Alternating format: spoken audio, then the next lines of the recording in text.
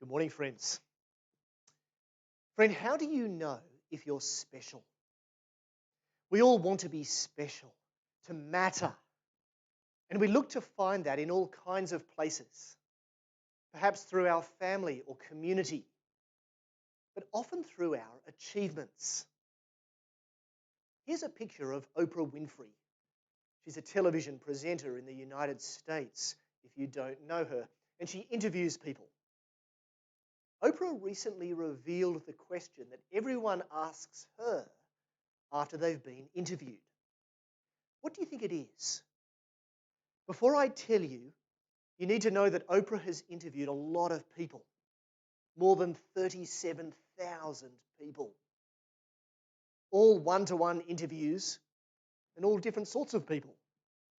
Famous people, world leaders, celebrities, Barack Obama, Beyonce, Madonna. What do you think they have all asked Oprah after they've been interviewed? How did I do? That's the question. How did I do? Was that okay? How was that? I think this is really interesting because it shows us something common to the human condition. Deep down, we feel insecure, all of us. And we look to our performance to show that we matter. We look to our performance in the workplace, in our social relationships, in ministry, or in an interview with Oprah to show that we're special. That's how Oprah understands this common question after her interviews. She says, everybody just wants to know that you heard me, you saw me, and that what I said mattered. We want to know that we matter, that we're valuable, special. But friends, no amount of performance success will cut it. And if we're looking to prove that we're special through what we do, we'll be left empty. In Psalm 139, David shows us a better way. For David knows that he's special, not because of what he's done, but because he's known and loved by God. And friends, if you really get this psalm, it will change your life. It will free you from the misery of trying to prove your worth to yourself and others by what you do. Most people live their whole lives caught in this misery. Understand this psalm and you'll find the joy that comes from knowing you are special. Special because you're known and loved by God. The psalm comes in 4 sections. We're going to take them one at a time. But just by way of introduction, friends, let me point out that the psalm is written by King David, and David knows God as his God. We know this because he calls God Lord, written in uppercase letters in our Bibles. That was the personal name of God that God invited his people to call him by. It's a little bit like how my children can call me Dad, but no one else can, because they alone are in this special relationship with me. David knows God to be his God. But if you know God to be your God, you can sing this psalm with David. But the psalm begins celebrating not that David knows God, but that God knows David. Look with me, friends, in the first stanza from verse 1. You have searched me, Lord, and you know me. You know when I sit and when I rise. You perceive my thoughts from afar. You discern my going out and my lying down. You are familiar with all my ways. Before a word is on my tongue, you, Lord, know it completely. You hem me in behind and before, and you lay your hand upon me. Such knowledge is too wonderful for me, too lofty for me to attain. God knows everything about David. He knows everything David does. Whether David is going out to work, fighting God's battles as the king of Israel, or whether David is lying down in bed exhausted, ready for sleep, he's going out and he's lying down, God knows. God knows everything David does. And God knows everything David thinks. No matter what's on David's mind, whether he's scrolling the internet for the latest headlines, verse 2, or rising up for activity, verse 2. David says, "You perceive my thoughts from afar." God knows everything that David thinks. And because God knows every thought that David thinks, God knows every word that David will say, verse 4, even before David has said it. God knows everything about David. He knows everything David does, everything David thinks, and everything David says. At one level, this shouldn't surprise us. For God knows everything. He is omniscient, to use the technical word. It means all-knowing. But that isn't what David is celebrating. This knowledge that God has of David isn't just information knowledge. It's personal knowledge. It's not just that it's not just that God knows about David. It's that God knows who David is. The other day, someone asked me if I knew another Anglican minister in the Sydney diocese. I said that I knew of him, but I didn't know him. I'd heard of him, but I didn't have a relationship with him. God doesn't just know about David. God knows David personally. And God knows all these things about David, his actions, his thoughts, his words, precisely because God is in a relationship with David and God cares about David. That's what verse 5 celebrates. You hem me in, behind and before. Literally, you encircle me. It's a military term. David is saying that God protects him on every front, like an army surrounding a city to defend it. God lays his hand on David. Think of how safe a child feels when their father lays their hand on their shoulders and leads them through a crowd. That's why God watches over every part of David's existence. It's not so that God can catch him out doing the wrong thing. It's because God cares for him. And it's so that God can protect him. Friend, can there be anything better than this?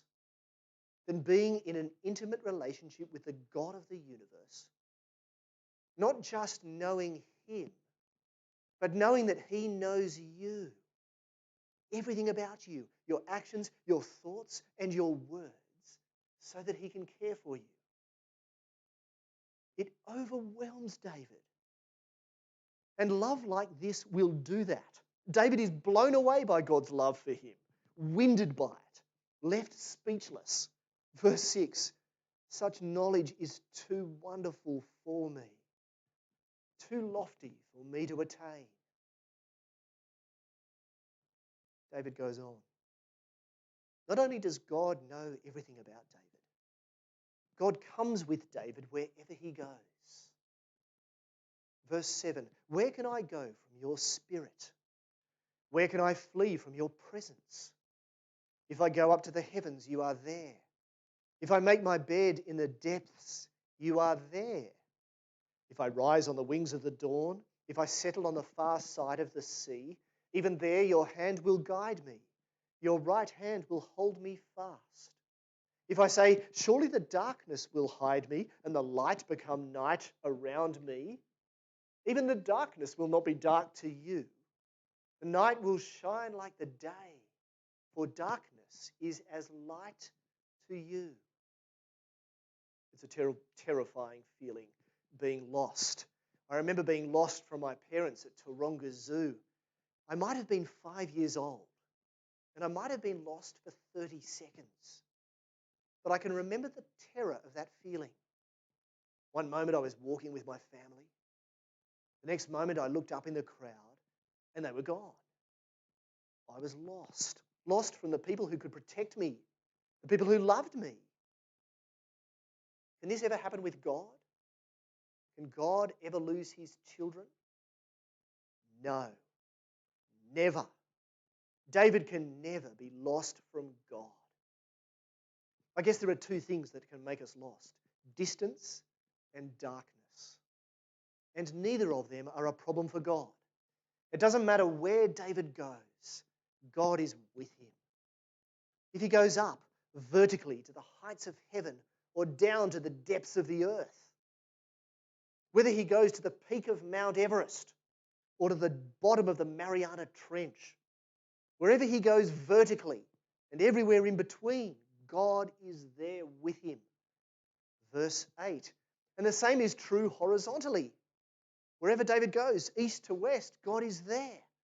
The wings of the dawn, verse 9, that means sunrise in the east. The sea, verse 9, that's the Mediterranean. And the far side of the sea is the west. Wherever David goes, east or west and everywhere in between, God is there.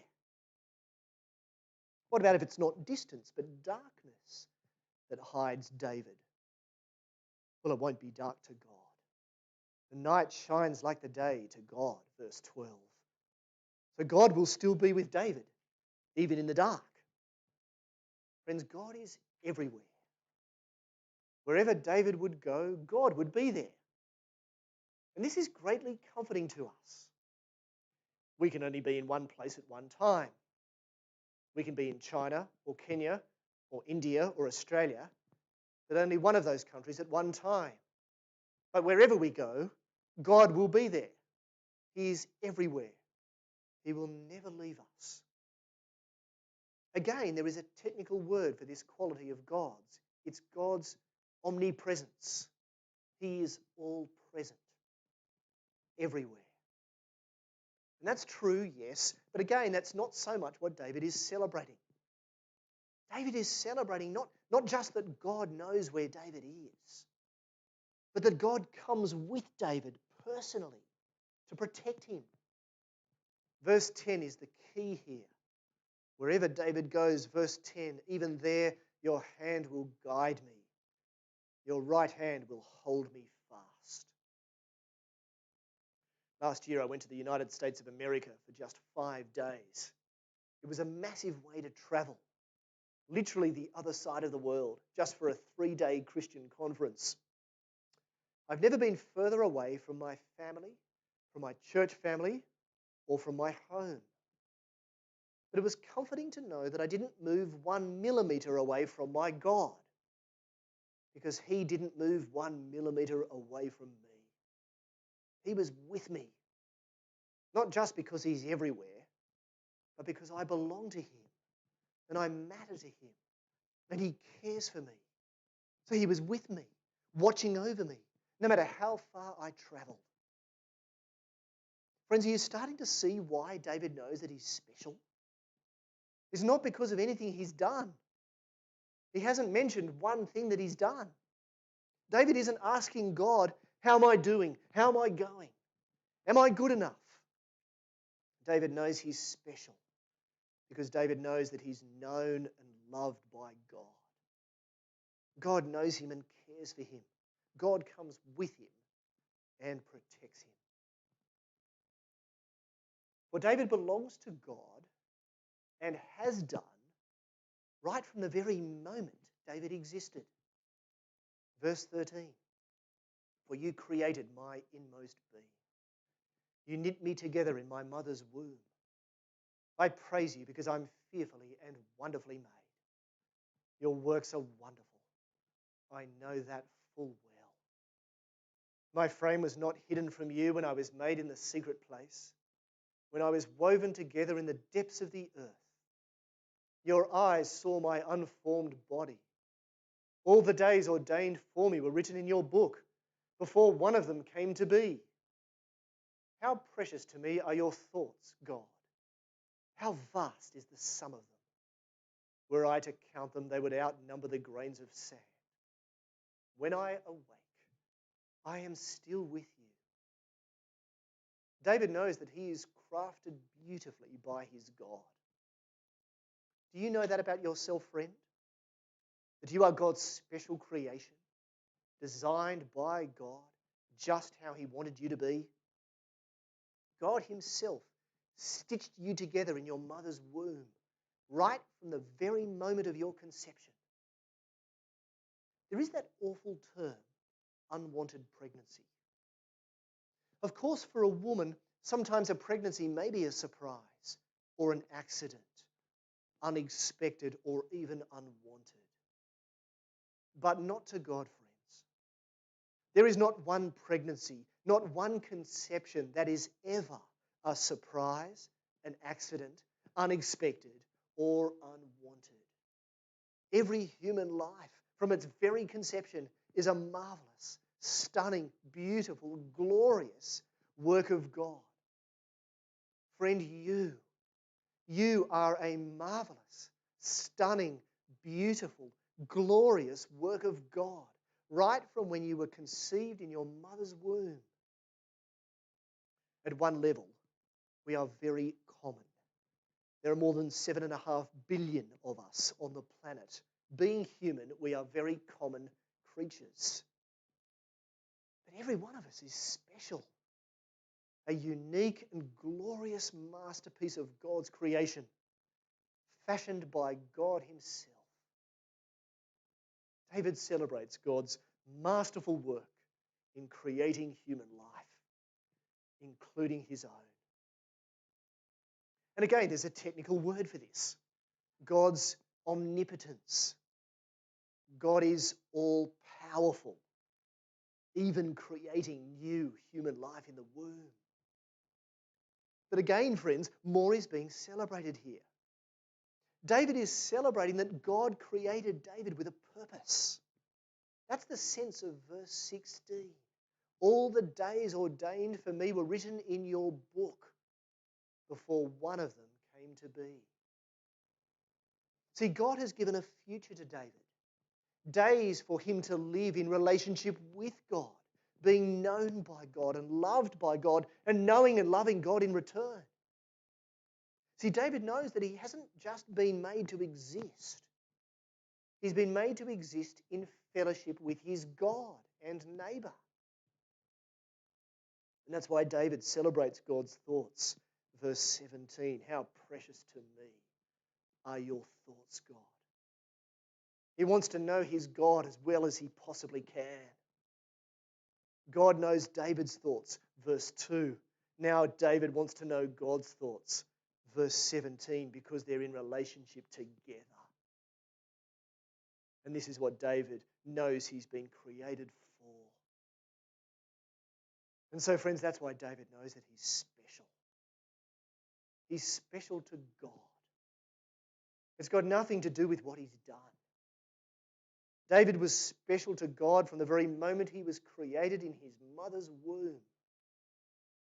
And you haven't done anything at all when you're a tiny embryo. But doing things isn't what makes you special.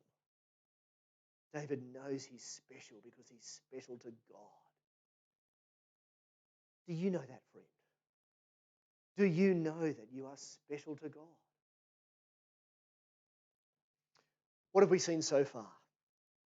God knows David and cares for him, verses 1 to 6.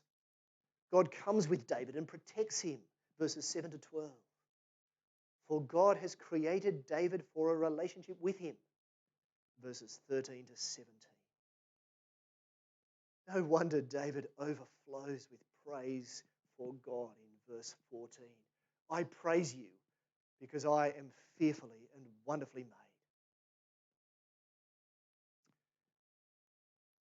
We come to the last section, verses 19 to 24, which seem to take a turn. So far, the psalm has been a heartwarming celebration of the wonder of being known and loved by God. And that makes sense. But now David gets violent. David starts talking about enemies and how he wants to destroy them. What's going on here? Let me make 3 points under this final stanza in our psalm. First, friends, loving God means hating God's enemies. These are strong verses, but if you look closely, it's not David's enemies that David hates. David hates God's enemies. Have a look with me, verses 19 to 22. If only you, God, would slay the wicked. Away from me, you who are bloodthirsty. They speak of you with evil intent. Your adversaries misuse your name. Do I not hate those who hate you, Lord, and abhor those who are in rebellion against you? I have nothing but hatred for them. I count them my enemies. David hates God's enemies. And when you know how good God is, that makes perfect sense. God gives life. If we see bloodthirsty people taking life, verse 19, whether it's through murder or abortion, how can we just stand by and watch? No. Love for the God of life means hating his enemies. But who are God's enemies? Well, we live in a different time zone to David. So now, for us, God's enemies are spiritual. Not people, ultimately, but Satan. And the very reason Jesus came was to destroy God's enemy, God's arch enemy, Satan. Peter got this all wrong on the night before Jesus died. A crowd of soldiers came to arrest Jesus, and Peter drew his sword to attack them. Peter cut off the ear of Malchus, the servant of the high priest. But Jesus told Peter, no, put your sword away. See, Peter had the wrong enemy. Look at what Jesus said, John 18:36. Jesus said, my kingdom is not of this world. If it were, my servants would fight to prevent my arrest by the Jewish leaders. But now my kingdom is from another place. Jesus' battle was spiritual. For God's ultimate enemy is Satan. And the wonderful news of the gospel is that God has destroyed his enemy, Satan. David's prayer against God's enemies in Psalm 139 was answered. It's been answered when Jesus died on the cross. Jesus' death may not have looked like a great victory, but in that death, Jesus took the penalty for our sins and so freed us from Satan's rule. So friends, loving God means hating God's enemies, which means hating Satan. Satan whom Jesus came to destroy. And thirdly, friends, hating evil means not just hating evil outside and around us, but hating evil within us. And that's where David looks at the end of this psalm.